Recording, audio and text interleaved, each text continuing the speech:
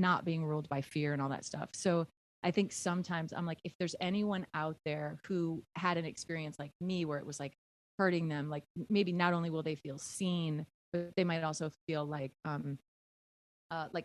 commiseration together. And also like, I think that's something that's so special about comedy is that it's very disarming. And when you kind of lay your weapons down, and you're laughing and you can bring some levity to something, like then maybe there can be some healing. And like I hear from people who are like, whoa, I got into it for the comedy and I've like actually experienced healing. And I'm like, I think I have too. Like I didn't want to do Mega. I was like, Greg, I don't want to think about that stuff anymore. I don't want to do that anymore. And it became the little podcast that could, and we're still going. And I'm like, oh yeah, I was probably resisting like I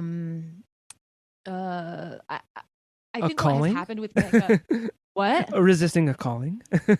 I got right. Whoa, it's really interesting. It's because I think what I have had to do through the process of Mega over the last couple of years is I've had to kind of let go of some of my anger at being hurt and my sadness at being hurt and all that. I've had to sort of release it because I really can't, like, I can't comedically do it justice if I, an agenda becomes propaganda, like, and so to bring true levity to it, I've had to actually come to a place of, instead of lamenting it, I'm like genuinely laughing and being like, finding that joy in the pain and like, yeah. And I really, and that comes and goes, healing is not linear. I will think I'm like over something and then it rears its little head again and the monster is still in the deep and I'm like, you're still down there.